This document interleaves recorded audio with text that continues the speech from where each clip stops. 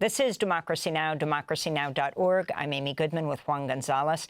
We turn now to the immigration crackdown. ICE detentions have reached all-time highs, surpassing 56,000 people. The largest increase are people arrested with no serious criminal history. Nearly a third of ICE detainees have only immigration violations on their record, up from just 6% in January. This is according to data analyst Andrew Kocher. We turn now to just one case out of Southern California. On Saturday, Narciso Barranco was arrested while working as a landscaper at an IHOP in Santa Ana.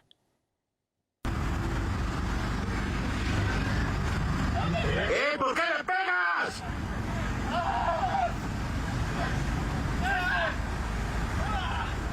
We are watching federal agents. The video taken shows 7 federal agents, all masked, pinning 48-year-old Narciso Barranco to the ground, repeatedly punching him in the head before pushing him into an unmarked vehicle.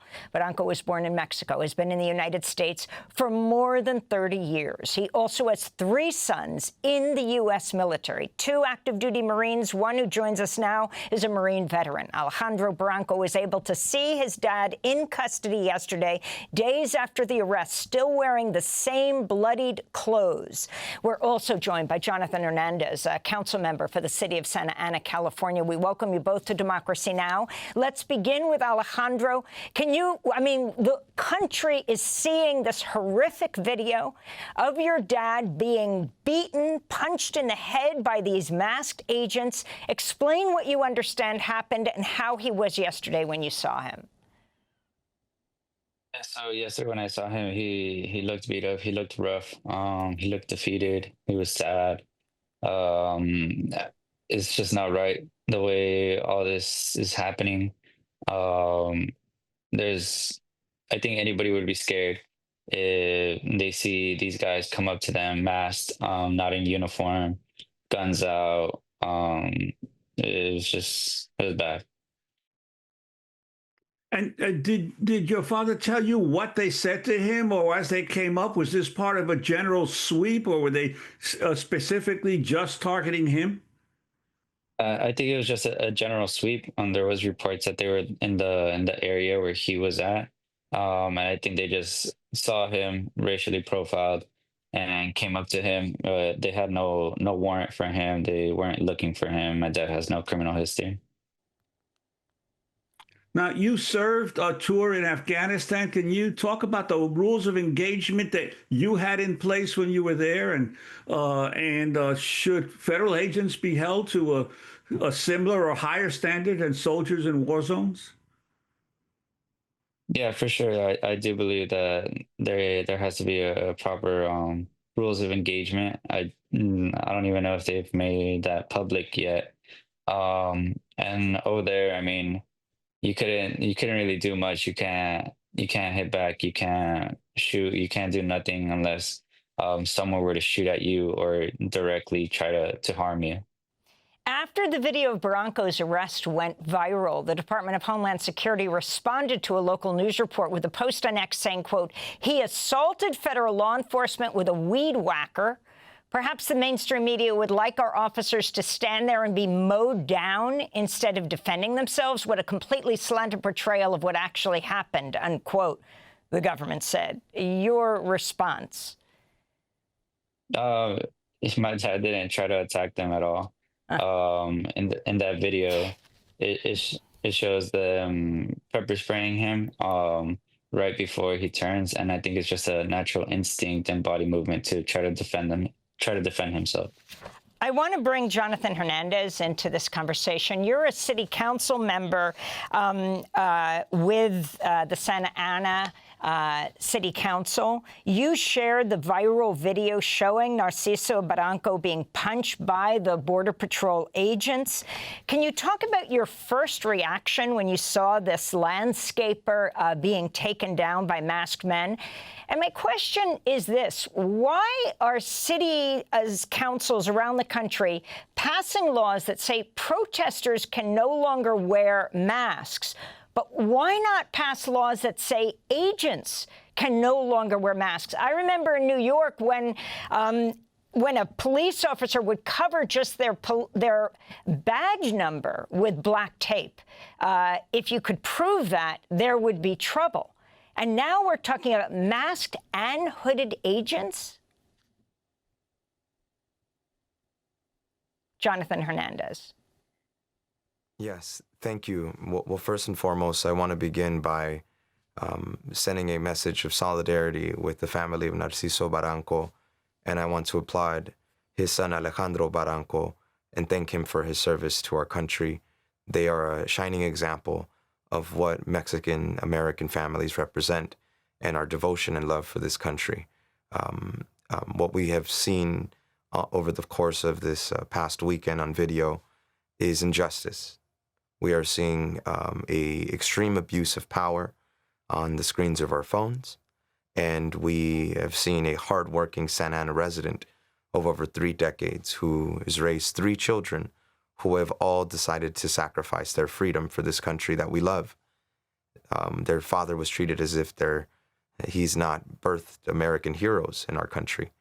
And what we are seeing across the nation is a community and a country that is growing united in that we are watching the violence unfold. We are seeing racial profiling increase in cities like Santa Ana, where 41% of our residents are migrants, 70% are of Latino descent. The majority of those in the Latino community in Santa Ana are of Mexican descent, families like the Baranco family, families like mine that migrated here from Mexico to Santa Ana.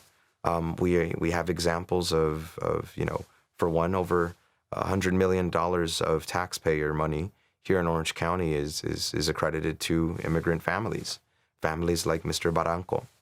And what we are seeing is unidentified agents come into our community, and they're refusing to identify themselves.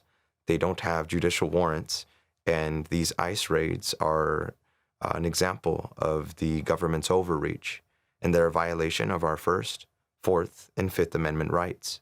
And Mr. Baranco is a clear example of Donald Trump's administration targeting some of the hardest working American families that we have in Santa Ana.